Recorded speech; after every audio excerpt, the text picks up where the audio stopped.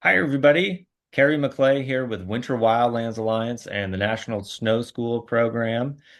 With me here is Ron Abramovich, who has joined our board of directors this year and is a retired Idaho water supply specialist for NRCS.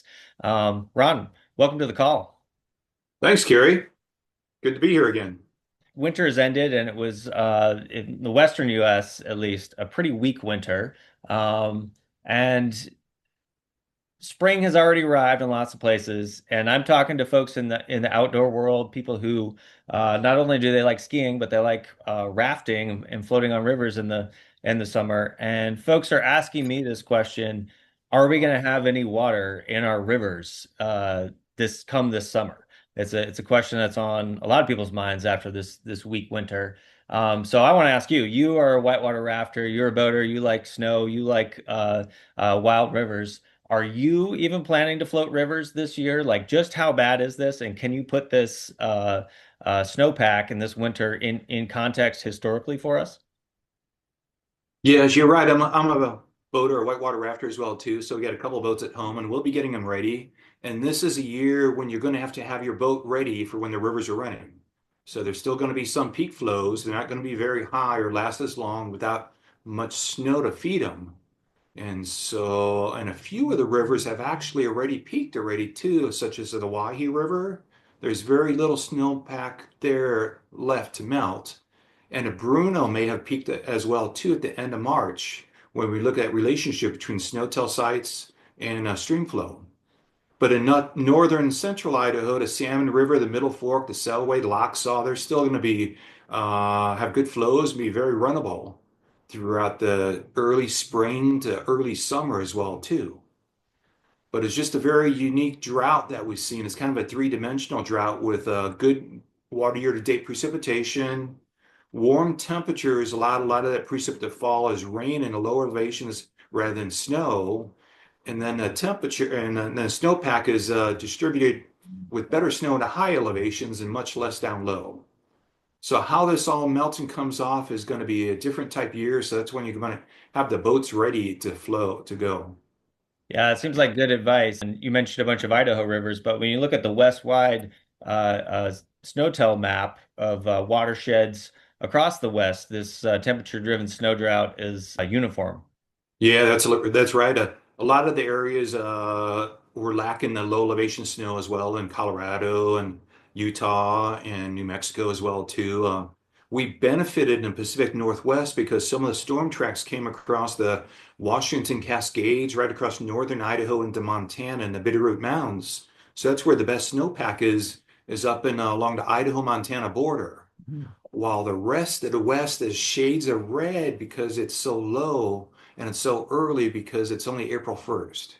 Yeah.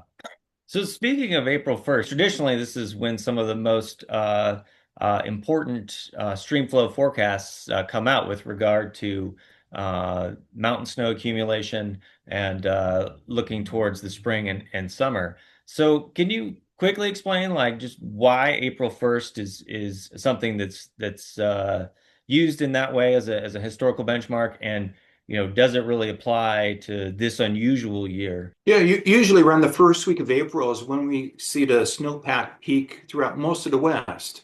Some higher sites may not peak until May 1st, like in the Tetons in Wyoming and higher elevation snow measuring sites, while low sites may actually peak in mid-February to March. And so that's why overall as a West, we kind of use early April as an indicator of when the snowpack stops building throughout the winter time, and then we can gradually start melting the snowpack come the spring. But this year, we're kind of almost a month ahead of schedule. And what we saw is a high elevation snow even peak in mid-March during that heat dome that we had going on across most of the West. So that's when the temperatures warmed up the snowpack in a higher elevation that became isothermal and it started melting in mid-March. And we just don't usually see it melting that early. So the streams start coming up as well too. And it's going to be interesting because usually in April, we're forecasting the April through July volumes to run off.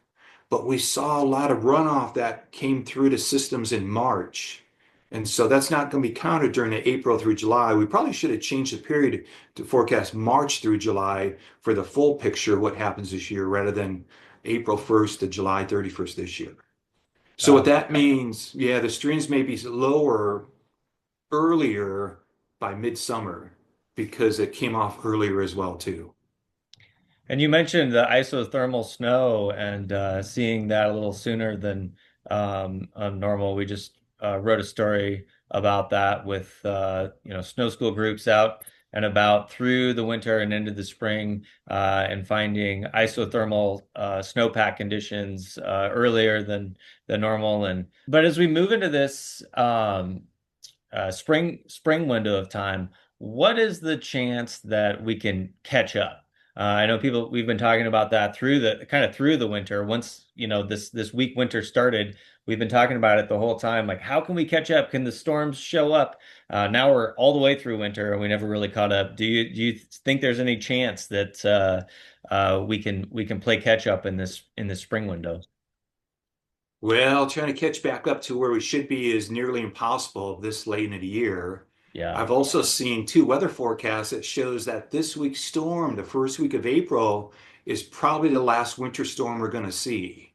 So they're looking on the horizon further out there than I can look, but they're seeing not too many more winter storms like this moving through with the cold temperatures.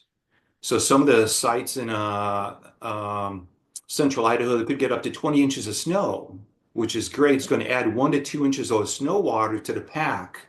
But more importantly, it's going to stop the snowpack from melting so early and delay it and push it out a little bit further. Because after this week, sunshine moves back in, and basically the temperature is more of what you see is what you get until the weather pattern changes. And so as once we get into mid-April and May, we really need those spring precipitation events to move through your basin. The spring storms don't typically cover the whole west in a large front like that. They're more isolated in the springtime. But one example was 1963. It's actually analog year to this year, and the Wahoo River hardly had a snowpack, but it came up to 5,000 CFS around June 1st. So it shows it has happened in the past, and let's just hope we can get some of these spring precipitation events because we really need them this year. Yeah, that goes back to your point about just staying ready if the weather changes and you can be opportunistic about your rafting. It's a good year to think that way.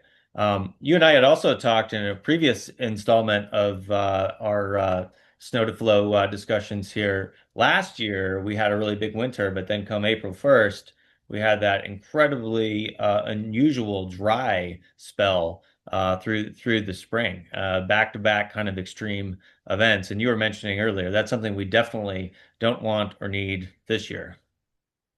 That's right. April 1st last year, it stopped snowing and raining for nearly 90 days, 90 nights. We didn't get any rain events until late June.